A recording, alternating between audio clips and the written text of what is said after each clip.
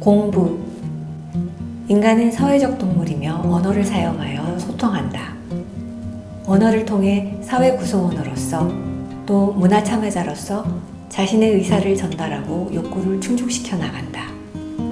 행동은 나와 환경 사이의 상호작용으로 성립되며 언어도 그 환경에 포함된다. 말이 많다. 동물 중 하나인 말을 의미하는지 아니면 우리가 사용하고 있는 음성기호인 말을 의미하는 것인지 상황에 따라 생각의 차이가 있듯 길게 풀이 내용을 써야 표현할 수 있는 행동의 체계도 있다. 그래서 우리는 우리가 사용하는 언어에 대해서 조금 더 명확하고 민감하게 생각할 필요가 있다. 그 단어에 대한 정의가 서로 명확하고 같을 때 우리는 동일하게 이해하고 동일하게 행동하면서 서로 통한다고 느낀다. 같은 단어를 사용해도 단어의 정의가 서로 다르면 서로 답답해하기도 하고 그 말에 대해 다르게 반응하는 상대를 보면서 좌절과 상처를 느끼기도 한다. 많은 사람들을 만나면서 저절로 느끼게 된 것 중 하나가 우리는 모두 같은 이야기를 하고 있는 듯하지만 모두 다른 이야기를 하고 있다는 것이다. 그래서 우리는 모두 다른 것이 아닐까? 공부가 뭐예요? 이 질문에 많은 사람들이 순간 당황하며 바로 말하지 못하고 멈칫한다. 그리고 바로 이야기하지 못하고 얼굴이 붉어지는 사람도 있고 나의 꿈을 이루어주는 가장 강력한 수단이라고 말하거나 깨달음의 즐거움을 주는 가치 있는 것이라고도 말하는 사람도 있다. 같은 단어를 말하면서 이해하는 차이가 다르니 소통이 제대로 이루어질 수 없다. 이것이 과연 공부란 무엇일까에 대한 답이 맞을까? 공부 자체가 아니라 공부가 주는 효용성에 대한 이야기를 하고 있는 것은 아닐까? 많은 시간 공부를 하면서 공부라는 행위 자체에 대해서 이야기를 해주거나 스스로 관리하지 않는 사람이 많지 않음을 느끼며 깜짝 놀랐다. 우리가 놓치고 있는 것은 무엇일까? 그 단어에 대한 명확성이 없을수록 우리는 서로 오해하기 쉽다.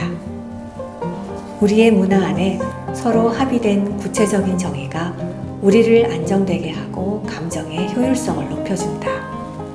그런 의미에서 현실적인 공부의 정의는 구분하고 반복하고 이해하고 암기하는 것이다. 공부에서 가장 첫 번째는 구분이다. 공부를 잘하는 아이들은 아는 것과 모르는 것을 구분한다. 그래서 수업할 때 모르는 것만 공부한다. 그리고 아는 것은 그냥 버린다.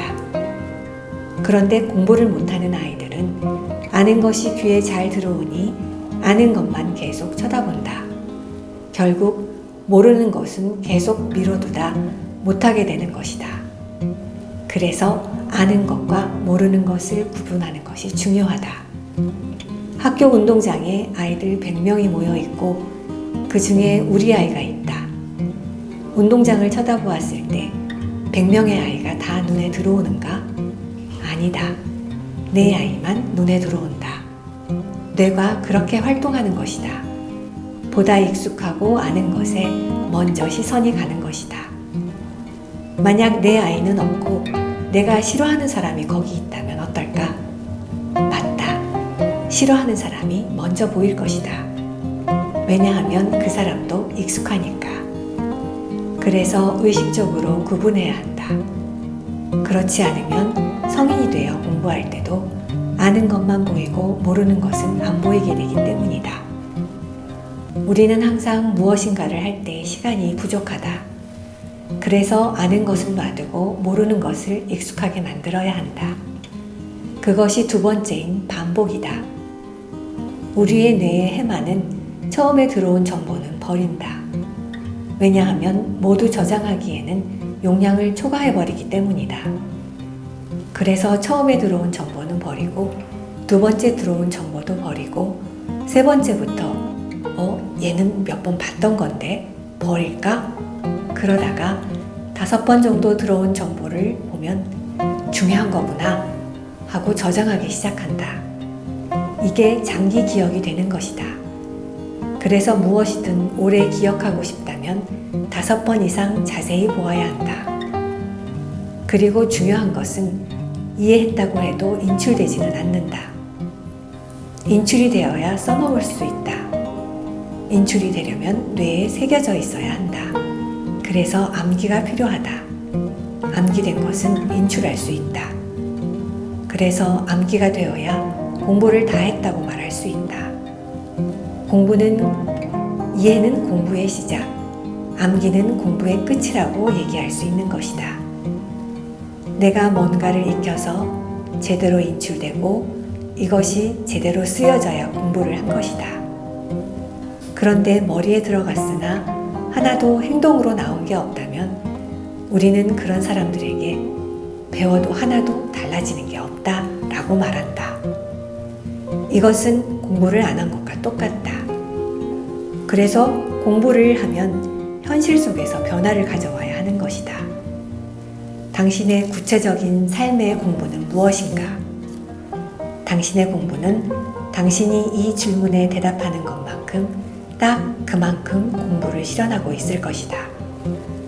삶의 공부를 열심히 해서 삶의 문제를 잘 해결하는 것이 우리 삶의 과제이다.